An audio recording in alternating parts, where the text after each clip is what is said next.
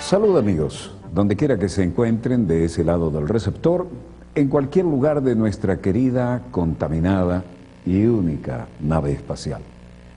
La misma que, desde la última vez que nos vimos por estos medios, ha dado otra vuelta sobre su eje imaginario y, por supuesto, sigue generando acontecimientos en pleno desarrollo. Acontecimientos que tienen varias lecturas de la actualidad y alguna muy pedagógica de la historia.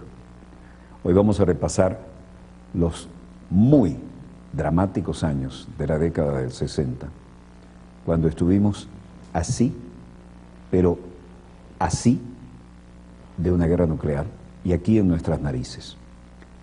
La famosa crisis de los misiles en Cuba, en plena Guerra Fría. En ese momento teníamos un teatro de operaciones nuclear exactamente en el norte franco, en el Caribe, un Kennedy que fue más allá de lo que cualquiera hubiera esperado, no solo en su mandato a la gente que mandó como Adlai Stevenson a las Naciones Unidas, sino en las decisiones que tomó en Washington y cómo se atrincheró en su posición. Y en aquel entonces, con una Unión Soviética, estaba el legendario señor Khrushchev al mando del poderío nuclear y lo habían logrado colocar en la isla de Cuba, en plena Guerra Fría, lo que fue constatado por el sobrevuelo de los aviones espías con cámaras de altísima sensibilidad y generó lo que todos sabemos, un drama que los que estábamos en edad suficiente para razonar lo que estaba ocurriendo, realmente estuvimos conteniendo la respiración hasta que se supo en qué terminaba aquello. 2 semanas inolvidables. Pero vamos a otro lado del mundo, vamos a Japón. En Japón culmina la reunión del Fondo Monetario Internacional, del Banco Mundial. Christine Lagarde y todos estos capitostes son los personajes de nuestros acontecimientos en pleno desarrollo y las consecuencias, como de costumbre, las están pagando los pueblos. De manera que dejamos el continente americano, nos vamos por el Pacífico hacia el otro extremo y terminando el fin de semana comenzaban las consecuencias de lo que hubo allí en Japón. Expresivas, creativas, las actitudes de todos los que protestaban y razones les sobraban.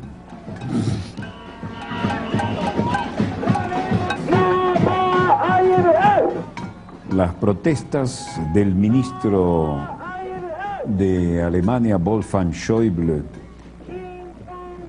las duras críticas a la actuación de la eurozona contra la crisis actual, marcaron el encuentro anual del Fondo Monetario Internacional celebrado estos días en Tokio. De hecho, eso se sumó a las protestas de la juventud en la calle, que era la misma de la Europa y la de todo el mundo.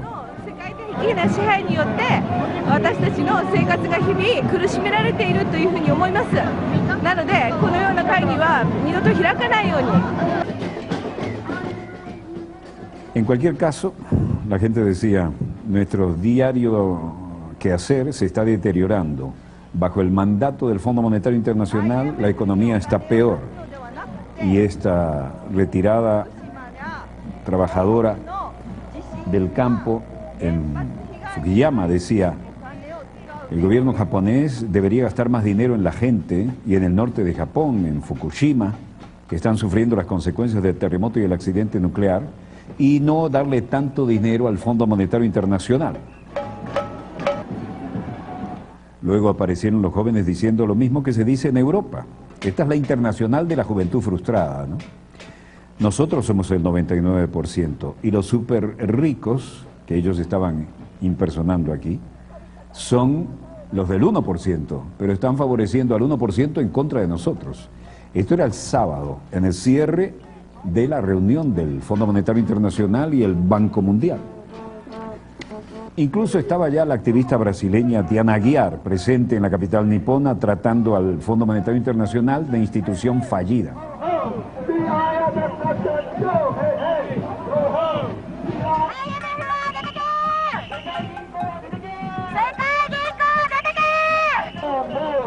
De hecho, en la declaración final del encuentro, los 188 países miembros subrayaron la necesidad de una actuación decisiva, sobre todo en lo que respecta a Europa, y mencionaron de forma concreta que consideran que debe pasar cosas muy importantes para evitar que la crisis se extienda a todo el resto del mundo, que el tema no es solo de Europa.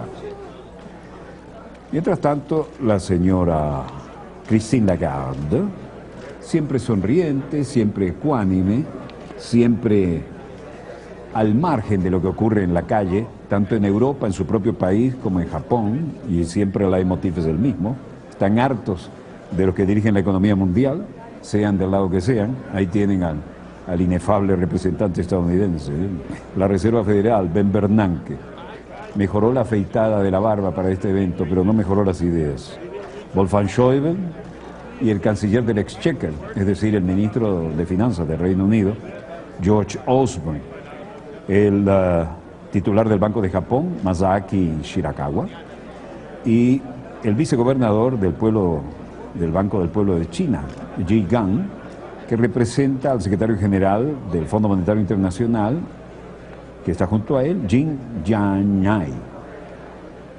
Todo muy bonito, todo muy bien escenografiado, pero el cambio en la Unión Europea, dice, cuando se observan los datos objetivos, sorprende la fijación con Europa, declaró el presidente de la Asociación Alemana de Cajas de Ahorro, Georg Fahrensson.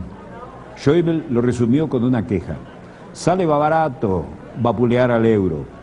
El ministro alemán debió llevarse una sorpresa en Tokio porque antes del viaje había programado un artículo en The Wall Street Journal en el que él y sus homólogos europeos llegaban a la cita por fin con buenas noticias, y todo salió al revés.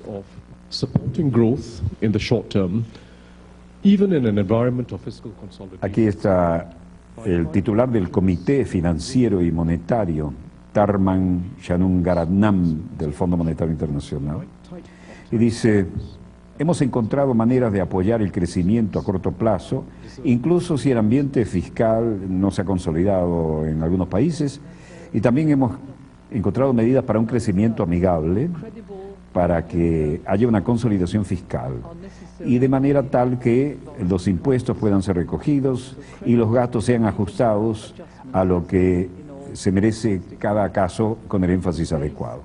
Christine Lagarde dijo: todos reconocemos que, aunque creíble, el medio término fiscal de ajustes es necesario y todos los avances en las economías tienen que ser adaptados a la realidad fuerte que estamos haciendo frente aquí.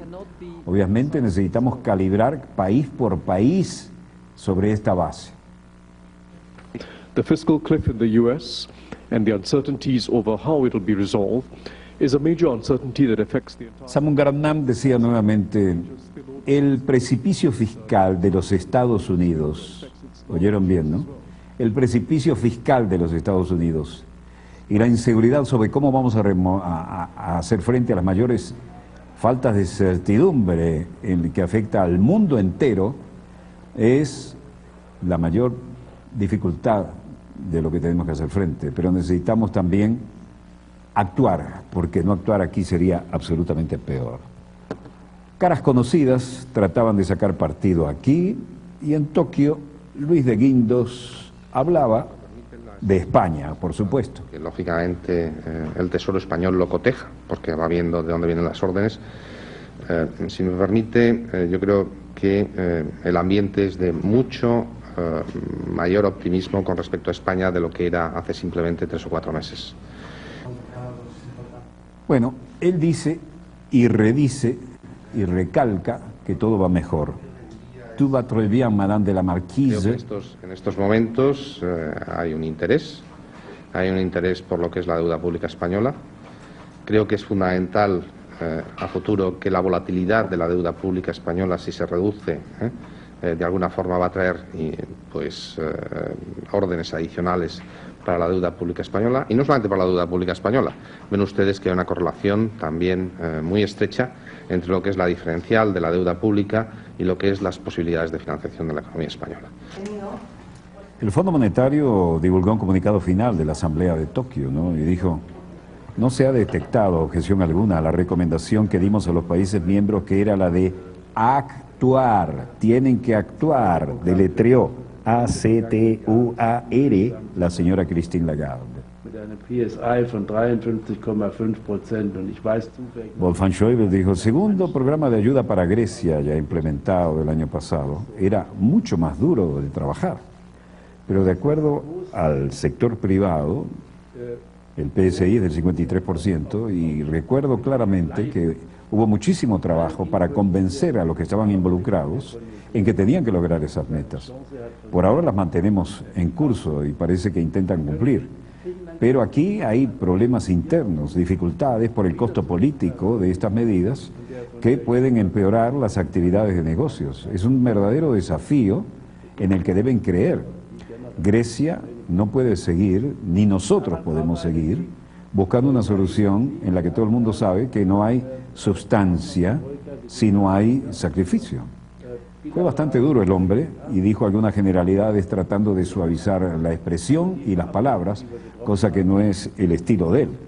Pero aquí trató de ser académico y quirúrgico. Und kommentieren und bis dahin ist der Fantasie vieler, die sich daran beteiligen wollen, keine Grenzen gesetzt, aber die Finanzminister kommentieren es nicht. Sie haben betont, dass mit Frau Lagarde. Aquí dijo, esperamos que la Troika pueda finalizar el trabajo en Grecia y que pueda venir con un reporte. Tenemos que basarnos en la realidad, no en las fantasías. Y como ministro de Finanzas, yo no comentaría nada sobre esto. No hay instrumento para... No es el instrumento de volver a comprar bonos, no hay duda. El ministro de Finanzas tiene un problema y es que tiene que tomar decisiones que son difíciles. Y como leíamos esta mañana, el señor Asmussen ha tratado de hacer comentarios que puedan traer tranquilidad, pero Asmussen ha evaluado, junto con el secretario de Finanzas y el Ministerio, la estimación de lo que tenemos que hacer en el Banco Central Europeo y diría que estudiaremos muy a fondo la situación antes de hacer un comentario sobre la pregunta que me han hecho. La pregunta involucraba también a la situación en la propia Alemania, ¿no? Schäuble, como de costumbre, es uno de los que da la cara y comenta, pero el Fondo Monetario Internacional advierte desequilibrios serios en los países emergentes en medio de la crisis. Las políticas monetarias cómodas pueden provocar grandes flujos de capitales hacia las economías emergentes y conducir a la formación de una burbuja financiera en los precios de ciertos activos y al nacimiento de desequilibrios financieros. En la foto de familia que estaba el presidente del Banco Mundial, Jim Yong-kim, con el ministro japonés, Koriki Yojima, el viceministro chino de Finanzas, Xu Guanyao, el titular del Comité Polaco del Banco Central, el gobernador Marek Belka. Aquí estaba toda la familia, todos los compicos y los no tanto, ¿no? Jim Yong-kim dijo, estamos muy impresionados con la forma en que hemos ido a través de esta situación tan difícil. Ha habido gente que ha dado bastante apoyo en esto y los actuales gobiernos son especialmente dedicados a darle fe y credibilidad a la medida que estamos tomando y a través de las cuales esperamos incluso mayores reformas, dijo. Dijo que el organismo, la seguridad alimentaria, el organismo se refería al Banco Mundial, y la reducción de la pobreza son la prioridad. Enfatizó que la situación financiera del banco es bastante sostenible y que está en condiciones de intervenir a petición de sus miembros. Luego, en Schelle, Alemania, la canciller alemana dijo, Die Leute konnten protestieren und alle, die keine Gewalt angewandt haben, sind hinterher nicht ins Gefängnis. honestamente estoy aliviada, creo que puedo volver a casa, la gente puede continuar demostrando, aunque no haya mucho uso de estas demostraciones, no creo que vayan a ir a la cárcel, y me gusta esto, la gente se le debe permitir que manifieste, ¿no? Que proteste. Puedo manejar eso, he vivido 34 años en un país donde no se permitía hacer protestas, haciendo referencia a aquella era de Europa Oriental. Y esto por lo que estoy diciendo aquí, que cada uno debe tener su opinión, sin que se le fuerce. Y esto es para decirles que vamos a proceder con lo que creemos, asumiremos las consecuencias, y esto es la democracia. Nosotros nos reunimos para hablar de la verdad, y pienso que también debemos tener socios en los que podamos confiar. Y diciendo esto, la mejor seguridad, me temo, es la forma tradicional alemana, ¿no? Adaptar la realidad, trabajar sobre ella. Yo no diría que esto es aplicable a todos, pero el crecimiento es lo que nos va a llevar a estar más de acuerdo con lo que hemos firmado, los acuerdos. Y estoy profundamente convencida de que continuaremos luchando por una mejor Europa cada día.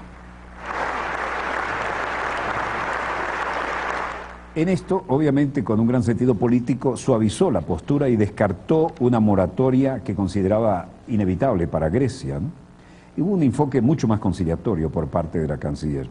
Y Wolfgang Schäuble, uno de los más severos críticos de Grecia, dijo que dijo en Singapur que el país no va hacia la bancarrota, reconociendo el esfuerzo de Atenas. Aquí, precisamente en Atenas, estaba saliendo la troika en pleno, ¿no? Titular de la Comisión del Fondo Monetario Internacional, el del Banco Central Europeo y de la Comisión Europea, que a su vez se habían reunido con los representantes del gobierno. Grecia no ve probable un acuerdo con la troika antes del Consejo Europeo. El ministro de Finanzas de Grecia, Yannis Stournaras, ha señalado que no ve probable que el gobierno heleno concluya negociaciones con la troika, que va y viene todos los días, como le hemos mostrado infaltablemente y puntualmente. En declaraciones a los medios, tras reunirse con el primer ministro griego Antonis Samaras para analizar la negociación con la troika, Stournaras descartó que las conversaciones continuaran hasta la cumbre y después de ella, y no concluirán antes del 18 de octubre, el plazo que se había marcado Samaras. Mientras tanto, en Madrid, los indignados, aquellos mayores, los jubilados, han dicho que, aunque todos están bastante mal, y aunque les afecte, ellos apoyan la huelga de los trabajadores. Los mayores, 15 millones, los apoyos de los rebajadores en lucha.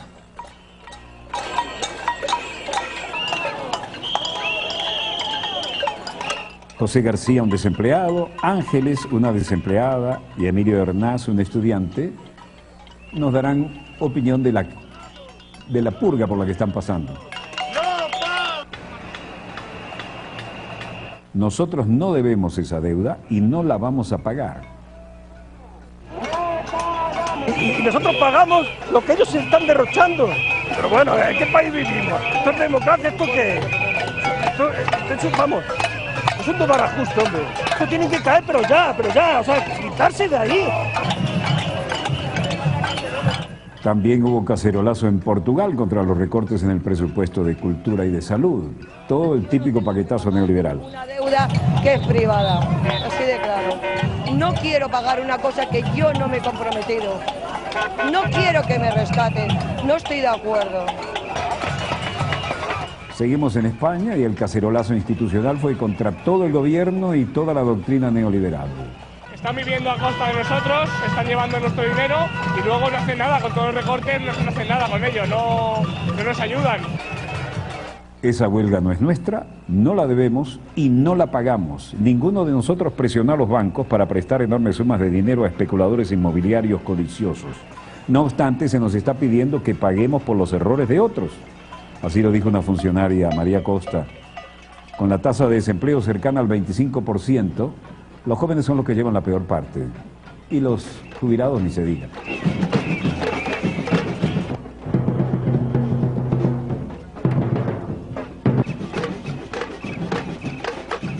Mientras tanto, el presidente de gobierno, Mariano Rajoy, que parece estar sordo, sigue presionando para que el Banco Central Europeo intervenga en el mercado secundario para reducir los costos de préstamos de España. Pero el Banco Central insiste en que el país debe primero solicitar formalmente ayuda financiera y él no quiere asumir ese riesgo político.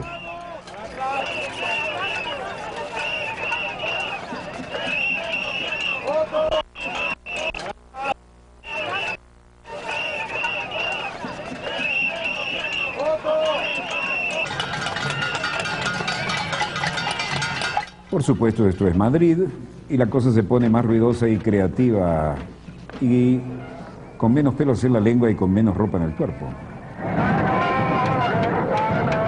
Ya en Portugal se habla de la esperada huelga general.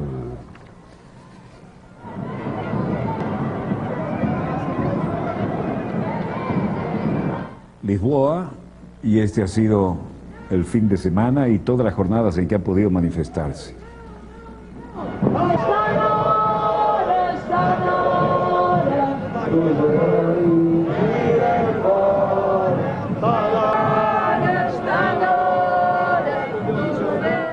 Miles y miles de personas para protestar por los recortes del gobierno de centro-derecha, mientras el presidente Aníbal Cavaco Silva, nada. E que certamente todos devem se unir e todos devem realmente juntar-se a todas as iniciativas que se façam para, tendo em vista, derrubar o governo que está iminente para todos os efeitos.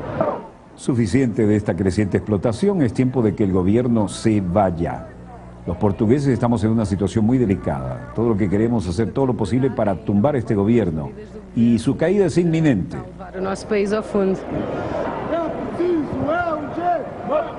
Esta profesora dice, estoy desempleada, estoy pasándola muy mal, las medidas de este gobierno nos llevan cada vez más abajo. La estudiante Andrea decía, estoy luchando por mi futuro y no quiero tener que irme de Portugal. Estamos hartos de hipócritas, usurpadores, lacayos, sádicos, todos los argumentos en un acrónimo a favor de los que protestan, pero nada a favor del gobierno.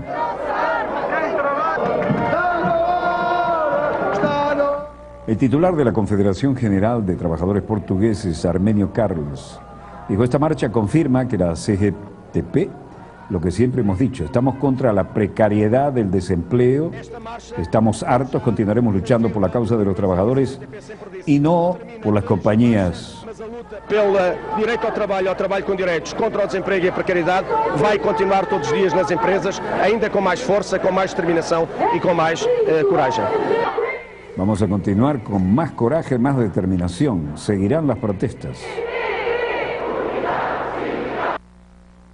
Bueno, esto ya es harina de otro costal. Esto es Londres y un templo histórico, ¿no? Y los Occupy London protestan al estilo de las Pussy Riot, pero esta vez en la Catedral de St. Paul, aquella que emergía entre las nubes de humo de los bombardeos de la Luftwaffe. Ahora recibió un ataque diferente. La Catedral de Londres y Occupy London hizo una protesta de 4 horas y concluyó después de que la policía urbana amenazara con detenerlas. Las activistas han asegurado en su Twitter que en el acto era también una muestra de solidaridad con las Pussy Riot de Moscú, 3 de cuyos miembros fueron condenadas el pasado mes de agosto para protagonizar una oración punk contra el presidente ruso Vladimir Putin en la Iglesia del Cristo Salvador, la más importante catedral ortodoxa de Moscú. Miren la que armaron ahí en la Catedral de Londres.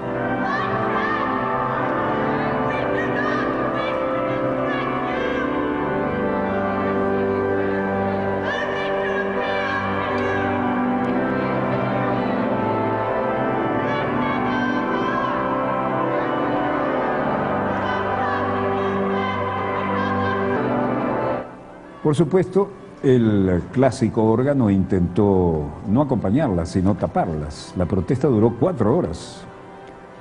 Los responsables de St. Paul precisaron que las mujeres vestidas de blanco irrumpieron en el templo durante la oración de la tarde y empezaron a protestar a gritos contra la catedral y a leer fragmentos de la Biblia. Y aquí pusieron uno bien claro, ¿no? Expulsen a los mercaderes del templo. Algo que debería hacerse en todos los templos, ¿no? Discrepamos con la forma en que algunos manifestantes mantienen su conflicto en St. Paul, dijo la voz oficial. Una vez de consultar con nosotros sobre cómo podemos alcanzar juntos las reformas a que aspira mucha gente, incluida Occupy, así lo declaró el deán de la catedral, David Eisen. El portavoz de la Policía Urbana de Londres informó que las mujeres habían sido amenazadas de detención si no ponían fin a la protesta. El deán dijo que Occupy London emitió el domingo un comunicado conjunto. Vean esto estuvo muy bueno. Yo recordaba, y nos tocó transmitir la experiencia en casos anteriores. Esta es la experiencia de Joseph, el austríaco, Felix Baumgarten, primer hombre en romper la barrera del sonido. ¿Cómo lo logró? Primero, en este globo, subió a más de 39 kilómetros. Y una vez allá, salió de esa cápsula espacial y con un traje de vuelo que es prácticamente de astronauta, bajó, por cierto, se le empañó totalmente el visor, lo cual alteró un poco el programa, hizo el saludo y se lanzó al espacio en un ambiente tan enrarecido. Debía asumir la posición delta, como una flecha, pero las cosas se le fueron de control y empezó a caer muy mal. Ahí podría haber llevado hasta un derrame cerebral en esas condiciones, pero sí logró lo que se proponía. No el más largo salto, aunque sí fue el de mayor altura, pero tuvo que abrir el paracaídas un poco antes. Pero sí logró algo que estaba previsto en esta experiencia, calculado científicamente, que con ese aire enrarecido, sin resistencia, y con ese traje, podía llegar a superar la barrera del sonido en la caída. Y vaya que la superó. Superó los 1.324 kilómetros. Llegó a tierra, las pasó mal, ¿eh? Dijo, bueno, hubo un momento en que pensé, bueno, no puedo quedar mal con toda esta gente, ni puedo quedar mal con mi novia que me está viendo, pero trataré de batir un nuevo récord. Y sí lo logró, el de la mayor altura, y además es el primer hombre que sin ningún medio mecánico logra batir la barrera del sonido simplemente con un traje de vuelo. En 1960, Joseph William Kittinger, un médico y especialista de la Fuerza Aérea de los Estados Unidos, había hecho un salto desde 31.000 metros, alcanzó los 988 kilómetros antes de abrir el paracaídas a 5.500 metros de altitud. Este pudo haber roto todos los récords, incluyendo el de Kittinger, del cual recuerdo, porque en esa época estábamos en la Fuerza Aérea y fue realmente impresionante. Pero no logró mantener la posición delta, es decir, asumir la posición más aerodinámica posible de manera que el casco rompiera todo y los brazos quedaran en posición, y empezó a caer, como ustedes vieron, de una forma muy irregular. Consecuencia de esto, y voy a ver cómo están los mercados que no se vieron afectados, por cierto, con este récord, y los tengo aquí, muchas gracias, señor coordinador. Consecuencia de esto, sí hay un nuevo récord, y por primera vez, y este pasa a la historia, este caballero, llegando desde las alturas, ha logrado batir la barrera del sonido en caída libre. ¿Por qué? Porque hay tal enrarecimiento, prácticamente ausencia de aire a esas alturas, que se puede alcanzar esa velocidad sin que el roce y el calor lo desintegren. Difícil, pero lo logró. Veamos cómo están los mercados. El precio del petróleo venezolano estable a muy buen nivel, $102.12. El de la OPEP se mantiene bien, todavía sobre los 111,6 centavos. El Brent del Mar del Norte baja levemente, pero se mantiene por encima de los 113,7 centavos. El West Texas, que nos interesa, vuelve a subir, $91.61. El precio del oro baja levemente a 1.735 redondos la onza Troy, y el precio del cobre baja a 8.094 la tonelada. Baja levemente el quintal de café, que cierra a 160,95, y el precio del euro se mantiene a 1,29 respecto a la divisa estadounidense. Hora exacta de un corte, volvemos de inmediato con más acontecimientos en pleno desarrollo. Ya volvemos.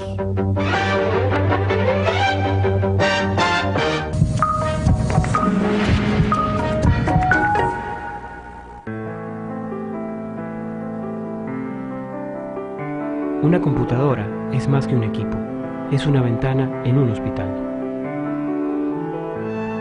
Permanecer en la escuela es más que estudiar, es la posibilidad de cumplir un sueño.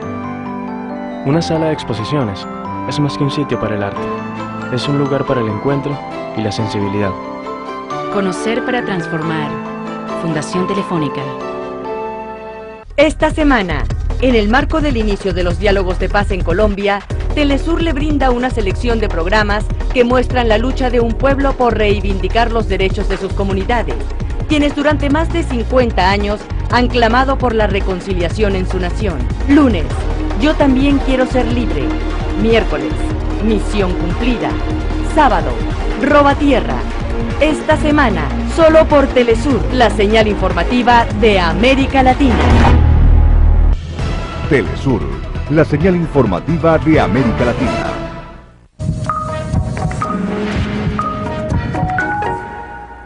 Vemos con más acontecimientos en pleno desarrollo, y estos nos van a retrotraer a una etapa, no castiguemos el idioma, retrotraer a una etapa tan dramática que los que teníamos conciencia en esos años, y hablo de 1962, plena Guerra Fría, nunca podremos olvidar lo que se sentía en toda nuestra querida, contaminada y única. Estuvimos así de una guerra nuclear, es decir, la última guerra, ¿no? Allí se jugaban tres grandes protagonistas. Nikita Khrushchev, bloque soviético, época de la Guerra Fría, donde la Unión Soviética llegaba hasta aquí, hasta la mitad de Berlín. Vaya que nos tocó eso en las maniobras de la OTAN en la Guerra Fría, se veía y se sentía aquello. Y Estados Unidos con otro protagonista histórico, John Fitzgerald Kennedy, que llevó la apuesta al máximo. Realmente hay mucho que estudiar todavía de hasta dónde se arriesgó. Y el otro gran protagonista, que es el que sigue con nosotros, vigente, lúcido, Fidel Castro, a 90 millas de la Florida, ya habían logrado poner misiles y cargas nucleares en la isla. Bueno, de no haberse solucionado la cosa como se solucionó aquí, sinceramente no estaríamos hablando ahora, ¿no? Y el mundo sería otro, no sabemos si con nosotros a bordo. Esto suena apocalíptico, pero realmente había, como lo hay ahora, acumulación de armamento nuclear para destruir la humanidad 70, 80 veces. Y nunca, oigan bien, los que no vivieron esa época, nunca estuvimos tan cerca de un disparate, un Armagedón nuclear. Veamos los acontecimientos en pleno desarrollo. Fueron épocas donde nuestra querida, contaminada y única pudo haber quedado, a partir de aquí, sin habitantes o camino de estar sin habitantes. Y luego, tan contaminada como Fukushima. Los viejos vikingos de la Fuerza Naval estadounidense estaban en lucha, preparándose en condición de combate, aunque este era un modelo un poquito más, un Skyhawk de lo que se usaron en Vietnam, ¿no? Noble avioncito, el mismo que usaron los argentinos en las Malvinas, y aún así les dieron trabajo a los británicos.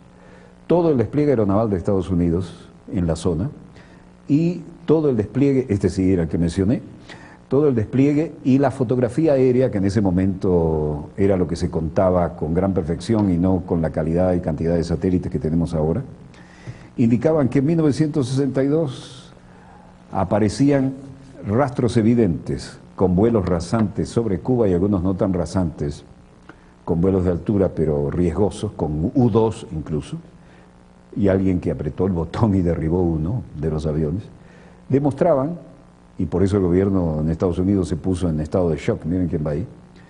Guantánamo incluso dijeron, todos los que no tengan necesidad de estar allí, váyanse con sus familias de vuelta a Estados Unidos, porque aquí viene la guerra. No se iban a salvar en Estados Unidos, ¿no? Pero sí mandaron de refuerzo más de 2.000 infantes de marina.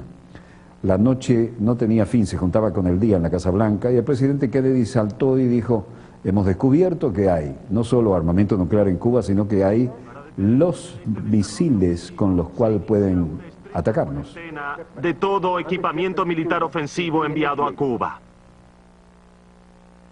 Allí puso un ultimátum y dijo, va la flota, va todo lo que tenemos y tienen un tiempo perentorio para retirar todo lo que han puesto como armamento ofensivo allí. Khrushchev tuvo que responder. El hombre salvó las apariencias, dijo que iban, y al final, cuando la pulseada se puso realmente difícil y el ultimátum brutal que mandó Kennedy se iba a cumplir. La política de esta nación considerar a los misiles nucleares, tanto en Cuba como en cualquier otra nación del hemisferio occidental, como un ataque de Rusia a los Estados Unidos. Y esto llevará a nuestra inmediata respuesta sobre territorio de Rusia. A partir de ahí, nunca estuvimos más cerca.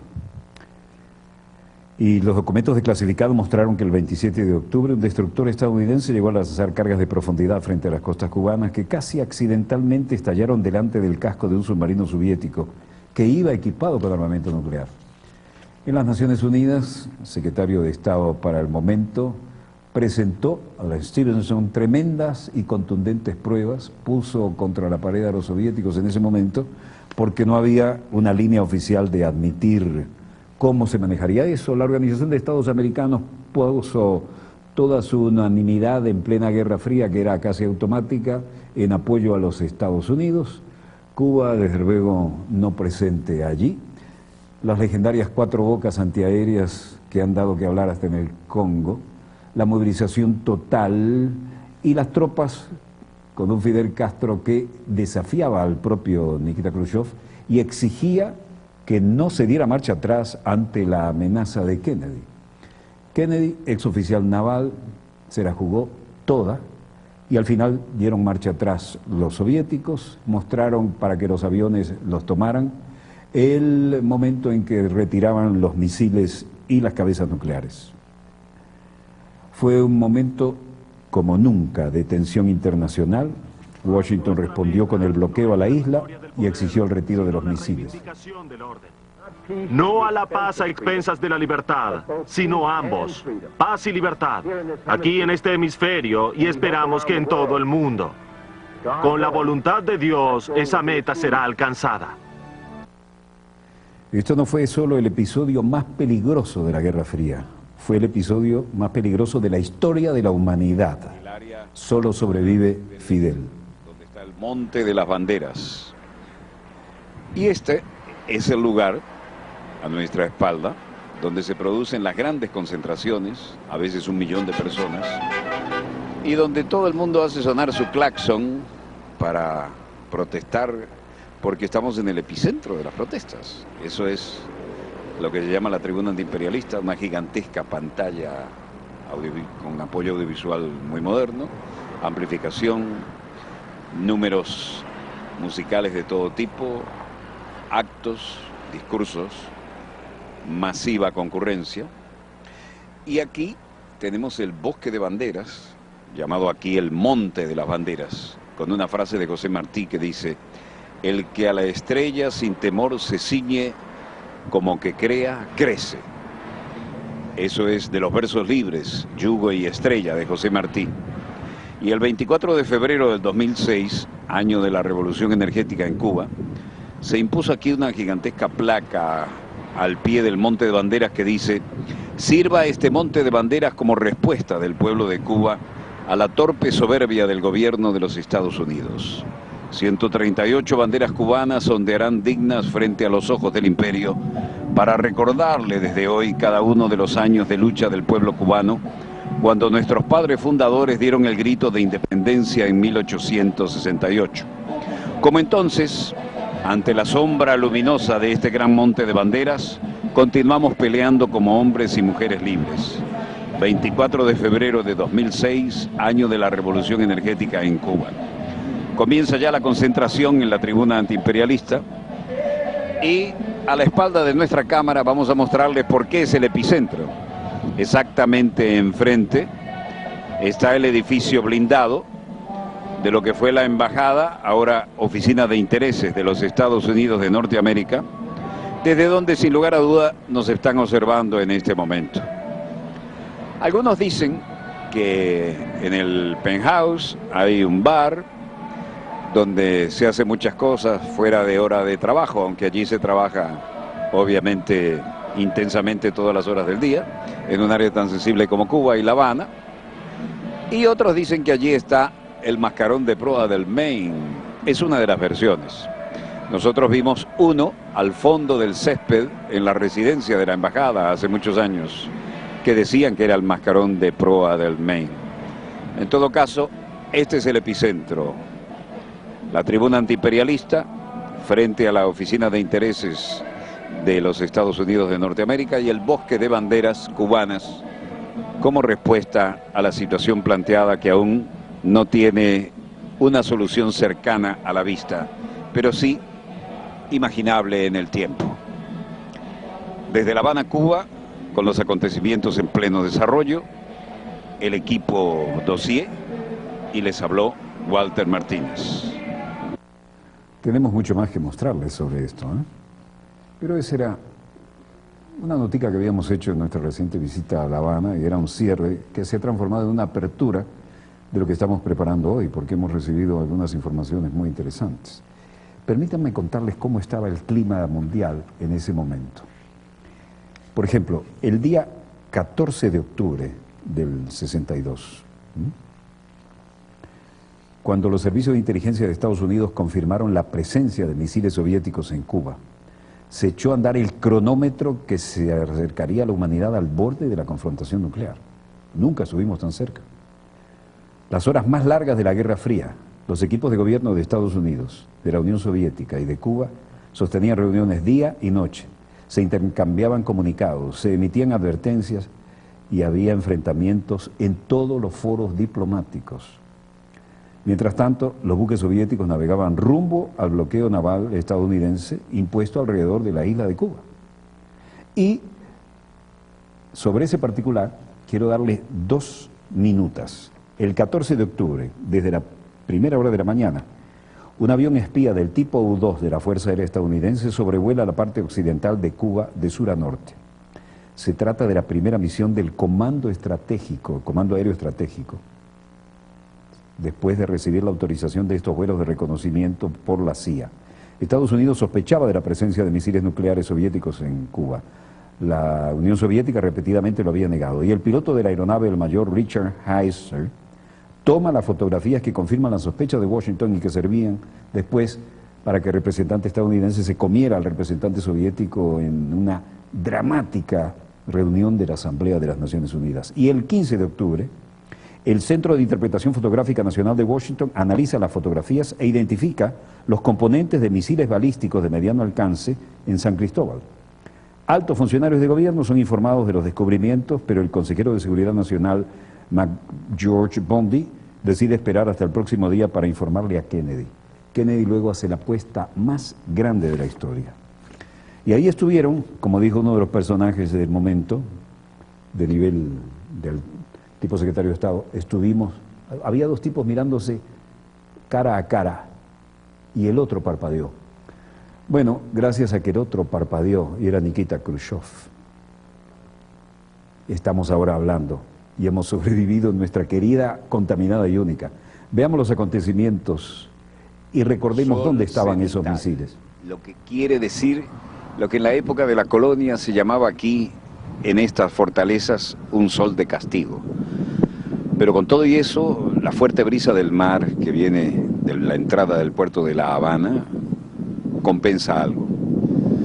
Todo esto para decirles que estamos ante los protagonistas de una de las crisis más difíciles de la historia contemporánea, la crisis de los misiles, cuando nunca estuvimos tan cerca de una guerra nuclear que hubiera acabado con lo que hoy conocemos como civilización. Y eso fue en la época de la ex Unión Soviética y el gobierno de John Fitzgerald Kennedy en Washington. Los misiles están aquí. Y estos son los acontecimientos en pleno desarrollo. Las Cuatro Bocas no eran mucha defensa. Normal, porque amábamos la revolución como la amamos aún. Y Fidel era el todo para nosotros. Y como él estaba donde quiera, entonces no teníamos temor. ¿Comprende?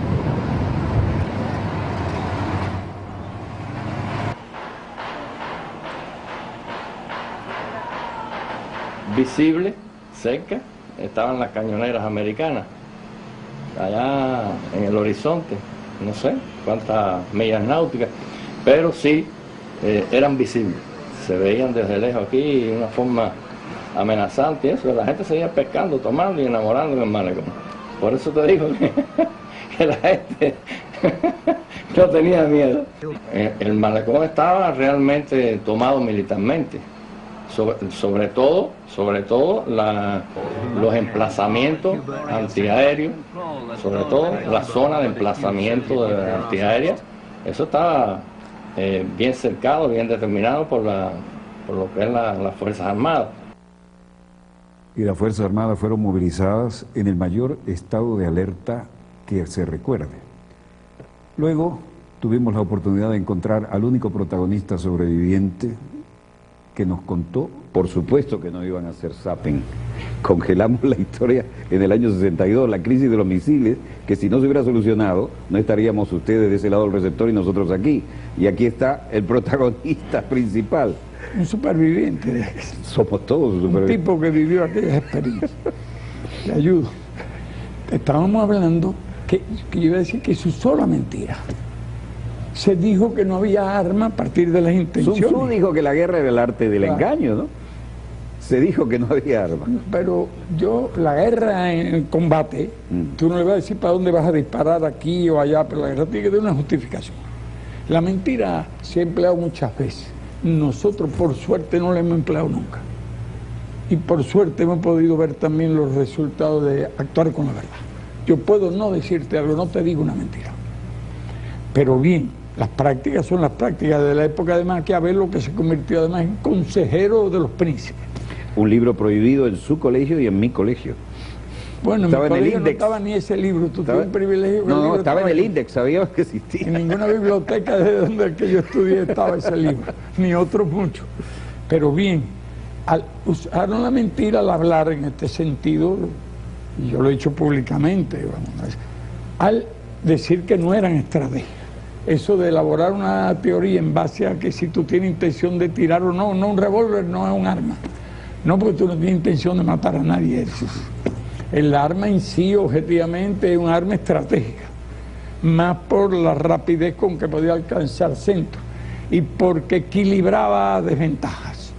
Tenían todo el derecho del mundo los soviéticos, no estaban haciendo nada contra la ley. Ahí fue un fallo.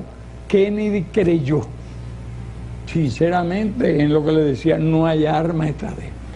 Pero el U-2, claro, dejan volar el U-2, no trata allí, tuvieron una ventaja, conocían el secreto durante varios días. Cuando se dieron cuenta que aquellas edificaciones eran para instalaciones de ese tipo, vieron incluso algunos cohetes, porque son instalaciones donde se pone en nuestros archivos tenemos cohete, el video, más el combustible, más las cabezas nucleares. Y había una cantidad de... los elevadores, los lanzadores. Sí, entonces, dejan volar. Si hacen uso de su derecho, actúan con firmeza, hacen lo que hicieron allá, no pueden volar. Hasta incluso lo puedo advertir. Oiga, no pueden volar. Todo dentro de la... No pueden volar sobre Cuba. Sí, no pueden volar. Si quieren volar sobre la capital, no pueden volar, en 2 palabras, sobre ningún lugar, porque tú no puedes aceptar los derechos a media. Entonces no hicieron, lo retrasaron, ahí le dieron una tremenda ventaja al adversario, que conocía la instalación y maniobró, y realmente Kennedy actuó con capacidad, fue inteligente, se movieron el terreno diplomático, todo preparado. Cuando él citó una conferencia, que tal día yo adiviné de inmediato que se iba a referir a eso, no perdí ni un minuto. Instrucciones de orden de movilización total, alerta de combate, se movilizaron todas las fuerzas, toda la artillería, eran cientos de miles de hombres, de acuerdo con las normas de la lucha convencional de entonces. Todo eso ha cambiado. Ya, entonces, ¿qué es lo que ha cambiado el mundo? Tú no te imaginas, en estos años, ¿verdad? Y entonces, cuando de repente empiezan a volar, como el U-2 está volando, yo le digo le doy mi opinión, el mando soviético se reúne conmigo, le digo, bueno, yo le di mi opinión, que no se podía hacer eso, que no debía permitirse eso, y que si volaban rasante, nosotros íbamos a disparar contra cualquier avión que volara rasante para disminuir las posibilidades de que destruyeran los cohetes tierra-aire en vuelo rasante. Entonces dimos nuestra opinión y efectivamente ese día, bueno, ya estaban empezando a hacer los vuelos rasantes. Le habían permitido aquello, ensayaron esto y nosotros dimos la orden de disparar. Fue precisamente... Hay una leyenda que dicen que usted apretó el disparador de un... Orden a nuestra artillería, a los soviéticos le dijimos nuestro punto de vista, nuestro criterio de que no debía permitirse que volaran. Ellos manejaban esos cohetes, nosotros no. O sea, teníamos la otra. Y ese día, cuando comenzaron a volar aviones, abrió fuego la artillería nuestra donde quiera que se apareció un avión. Porque en medio de la crisis ya La crisis se produce cuando descubren con eso. Y en medio de la crisis ya casi hacían lo que le daban la gana. Y nosotros, estaba el debate internacional, Naciones Unidas, etcétera, la parte política y pública entre los dos países. Y entonces nosotros nunca negamos, nunca hicimos una declaración si las armas eran ofensivas o no. Sino nosotros teníamos derecho a tener el armamento considerablemente indispensable como todos los demás países, con derecho. Ya hoy cuestionado, ya los países les pretenden prohibir que tengan armas, hasta de infantería. Mire el escándalo que tratan de armar, porque Venezuela compra armamento de infantería, no cohetes ni superaviones. Bueno, nuestros fusiles tienen medio siglo de uso. Yo lo he escuchado a los presidentes. Pero 100.000, que es lo que se va a comprar ahora, no es suficiente para la reserva prevista. Es increíble que pretendan impedir que los países dispongan de fusiles. Es el colmo ya. Entonces nosotros... Le voy a contar con su permiso le voy a contar una por otra. Los U-2 actualizados, modificados, siguen volando. Un F-16 nuestro interceptó hace algún tiempo un U-2 sobre el Golfo de Venezuela. Y nadie me lo puede negar porque yo vi la película de bordo tomada por el F-16 y hablé con el piloto. Obviamente no había intenciones de derribarlo, pero sí fue interceptado. Ellos volaban 30 kilómetros, yo ignoro el alcance que tiene la aviación de ustedes, fue F-16. Algo más de 40.000 pies. Algo más, estaba muy cómodo el hombre. Él podía volar más alto. Sí, estaba muy cómodo. 40.000 pies, 45.000 pies. 45.000 metros, 14.000 metros. Sí, 14.000 metros. Ellos volaban ya el F-16 sobre estaba Cuba crítico. a 30 kilómetros. No, tremendo, dejaba una... ¿Cómo a 30 kilómetros? Me acaba de decir que era rasante. 30, no, a los dos podían alcanzar aquella, retrataron aquella de los 30. Son dos historias. Tenemos las fotos. Claro, y entonces, así, en ese momento, y advertido ellos, le dijimos que abriríamos fuego. Y efectivamente, por la mañana, todas nuestras antiaéreas, por donde quiera que pasó un avión, intento de vuelo rasante. ¿Cómo percibía usted a Kennedy? Primer presidente católico en la Casa Blanca, hombre partidario de la justicia social. Si me deja terminar esto, te puedo decir mejor. Importante, nadie apretó botón. Nosotros dimos la orden de disparar a nuestra artillería. ¿Comprende? Es decir, ustedes no tenían control de los misiles. Los cohetes, pero eran aviones que lo derribábamos, hasta que da lo mismo uno o dos que... No, seguramente vendría a lo mejor un contraataque, pero no podíamos dejar que volara. Y entonces ellos, un soviético allá en Oriente, uno o dos que volaba de un extremo a otro y en cuestión de minutos, nadie sabe, se entusiasmó él o algo, un jefe allí local, alguien que a lo mejor reaccionó con mucha vergüenza, con mucha dignidad, y vio que los artilleros estaban disparando contra los vuelos rasantes y hizo así, psh, y disparó el cohete. Claro, los que volaban rasantes cuando vieron fuego de artillería son aviones muy rápidos, no son fáciles de derribar incluso con artillería, no. Es más fácil de derribar con los cohetes, son mucho más precisos. En aquel tiempo hay muchos cambios, tácticas, contratácticas, todo eso, y mejoras y contramejoras. Y entonces así es como se derriba el U-2, el 28. Y fue el momento más difícil de la crisis. Yo no pude haber apretado ningún botón, pero asumo la responsabilidad, pienso que fue absolutamente correcto, de que ordenamos abrir fuego a la artillería contra los aviones en vuelo rasante. No podíamos ordenarlo, si lo hubiéramos tenido antes no vuela el U-2, pero nosotros ni sabíamos, había 3 años de triunfo de la revolución, después costó mucho tiempo aprender el manejo de todas esas armas, pero esa es la historia real, y estoy respondiendo a la pregunta que me hiciste, por eso tenía que explicarte estos antecedentes para que se entiendan, y que no estoy eludiendo, así con más detalles, creo, tal vez antes no haya dado así públicamente con esos detalles. Le agradecemos. Gracias a tu pregunta. Un breve corte y volvemos con más acontecimientos. Esta es la historia en pleno desarrollo.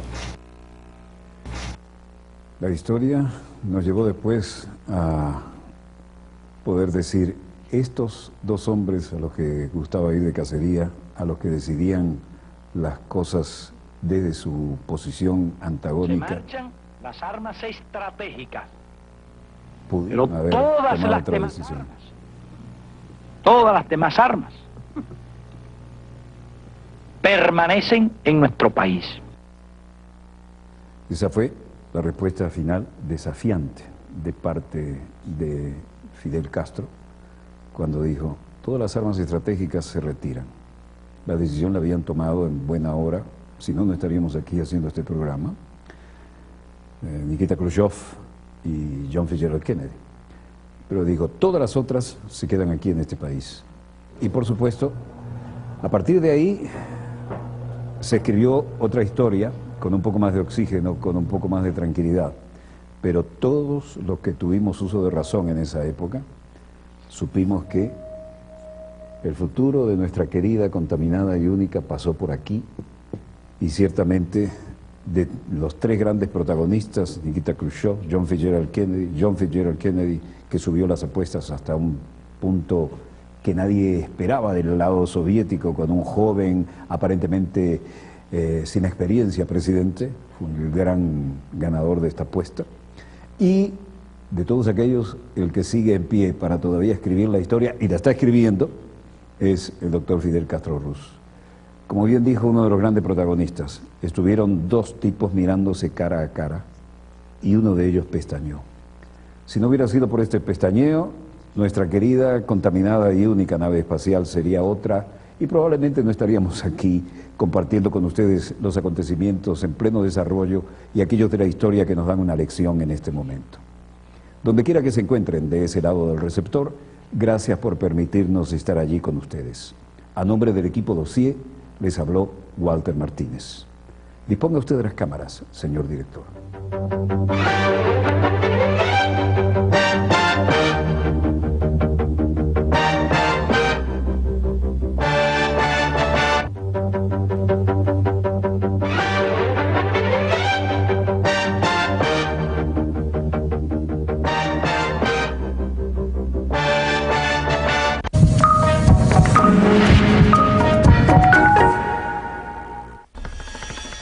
Actualidad en contexto. Procesos para lograr la paz en Colombia. La lucha por la tierra y la desigualdad social en Colombia desde el estallido de la independencia explican el origen del conflicto colombiano. En 1928 tiene lugar la masacre de las bananeras. El gobierno decide apoyar a la transnacional United Fruit Company. Son asesinados al menos 3.000 trabajadores colombianos, cuya lucha fue visibilizada por el abogado Jorge Eliezer Gaitán. 9 de abril de 1948, Gaitán es asesinado, dando lugar a un estallido social conocido como el Bogotazo. Entre 1948 y 1953, el período es conocido como la violencia. Mueren al menos 300.000 personas y surgen guerrillas liberales. Manuel Marulanda Vélez, futuro líder de las FARC, forma parte de estos movimientos guerrilleros de corte liberal. Décadas del 80 y 90. La presencia de estos grupos armados en regiones ricas en recursos deriva en la aparición de escuadrones paramilitares organizados por terratenientes que siembran el terror en todo el país. 1981. El gobierno de Julio César Turbay crea una comisión de paz liderada por el expresidente Carlos Lleras Restrepo. Este renunció al intento de diálogo con las FARC al verse impedido de establecer contacto con los insurgentes. 1982. El presidente Belisario Betancur aprueba una ley de amnistía. 2 años más tarde, firman el acuerdo de la Uribe. Este se rompe en 1987. 1988, el presidente Virgilio Barco inicia un nuevo acercamiento con las FARC. Los paramilitares de ultraderecha ejecutan actos de violencia en los que mueren miles de integrantes del partido de izquierda Unión Patriótica, surgido del acuerdo con las FARC. El movimiento M-19 se convierte en una fuerza política y generó lo que todos sabemos, un drama que los que estábamos en edad suficiente para razonar lo que estaba ocurriendo, realmente estuvimos conteniendo la respiración hasta que se supo en qué terminaba aquello. 2 semanas inolvidables. Pero vamos a otro lado del mundo, vamos a Japón. En Japón culmina la reunión del Fondo Monetario Internacional, del Banco Mundial. Christine Lagarde y todos estos capitostes son los personajes de nuestros acontecimientos en pleno desarrollo, y las consecuencias, como de costumbre, las están pagando los pueblos. De manera que dejamos el continente americano, nos vamos por el Pacífico hacia el otro extremo y terminando el fin de semana comenzaban las consecuencias de lo que hubo allí en Japón. Expresivas, creativas, las actitudes de todos los que protestaban y razones les sobraban.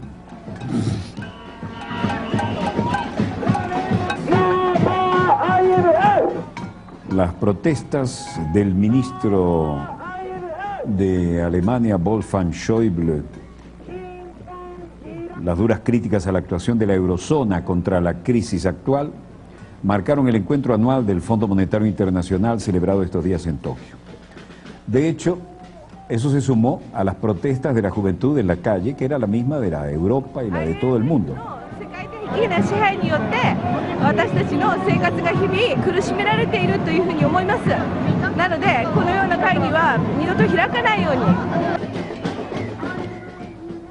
En cualquier caso, la gente decía, nuestro diario quehacer se está deteriorando. Bajo el mandato del Fondo Monetario Internacional, la economía está peor. Y esta retirada trabajadora del campo.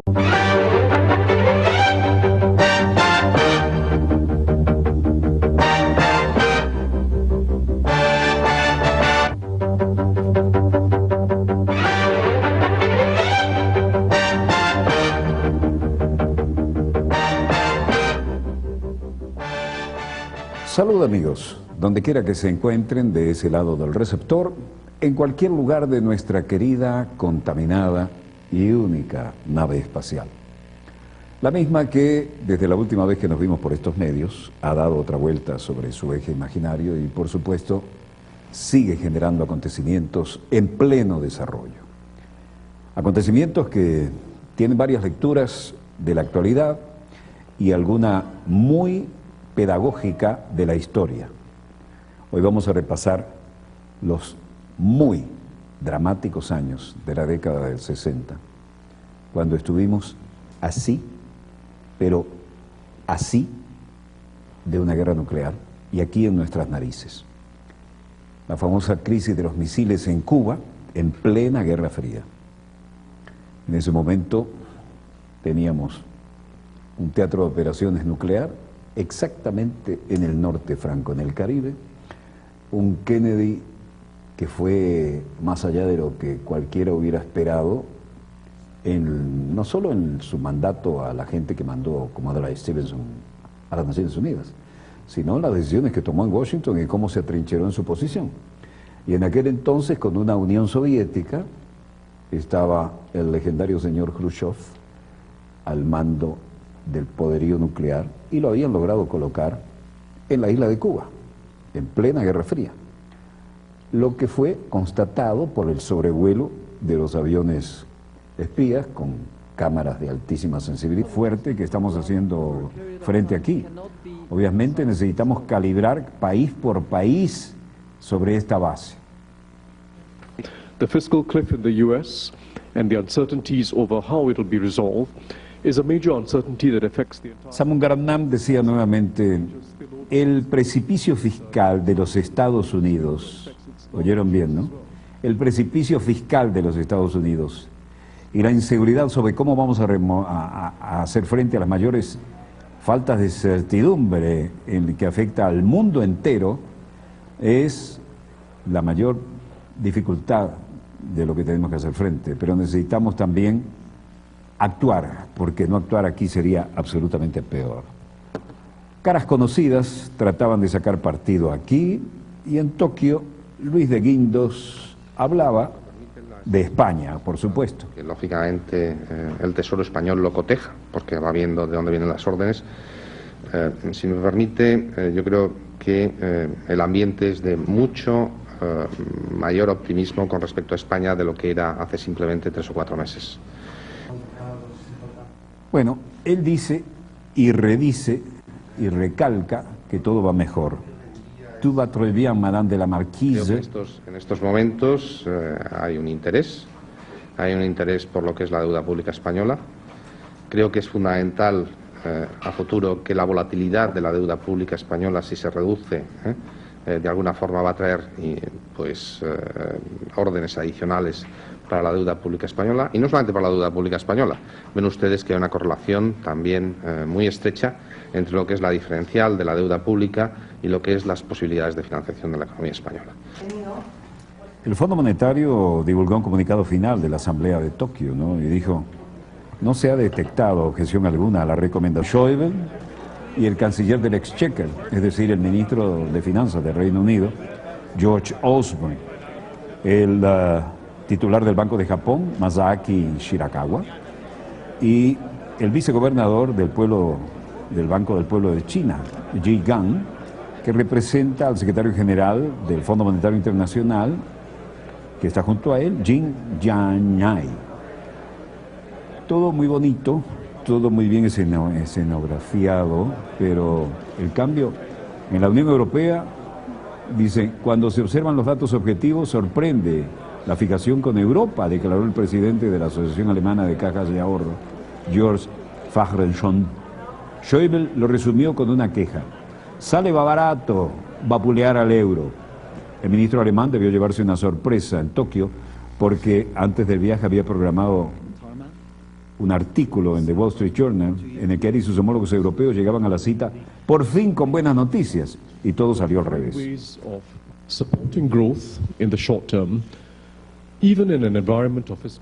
Aquí está el titular del Comité Financiero y Monetario, Tharman Shanmugaratnam, del Fondo Monetario Internacional, y dice: hemos encontrado maneras de apoyar el crecimiento a corto plazo, incluso si el ambiente fiscal no se ha consolidado en algunos países, y también hemos encontrado medidas para un crecimiento amigable, para que haya una consolidación fiscal, y de manera tal que los impuestos puedan ser recogidos y los gastos sean ajustados a lo que se merece cada caso con el énfasis adecuado. Christine Lagarde dijo: todos reconocemos que, aunque creíble, el medio término fiscal de ajustes es necesario, y todos los avances en las economías tienen que ser adaptados a la realidad. Fukuyama decía: el gobierno japonés debería gastar más dinero en la gente, y en el norte de Japón, en Fukushima, que están sufriendo las consecuencias del terremoto y el accidente nuclear, y no darle tanto dinero al Fondo Monetario Internacional. Luego aparecieron los jóvenes diciendo lo mismo que se dice en Europa. Esta es la internacional de la juventud frustrada, ¿no? Nosotros somos el 99%, y los súper ricos, que ellos estaban impersonando aquí, son los del 1%, pero están favoreciendo al 1% en contra de nosotros. Esto era el sábado, en el cierre de la reunión del Fondo Monetario Internacional y el Banco Mundial. Incluso estaba ya la activista brasileña Diana Aguiar presente en la capital nipona, tratando al Fondo Monetario Internacional de institución fallida.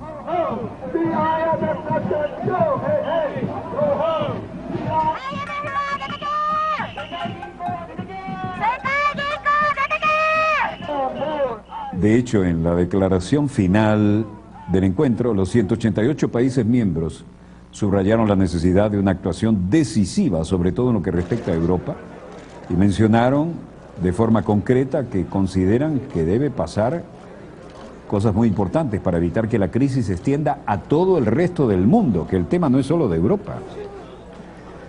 Mientras tanto, la señora Christine Lagarde, siempre sonriente, siempre ecuánime, siempre al margen de lo que ocurre en la calle, tanto en Europa, en su propio país, como en Japón, y siempre el leitmotiv es el mismo.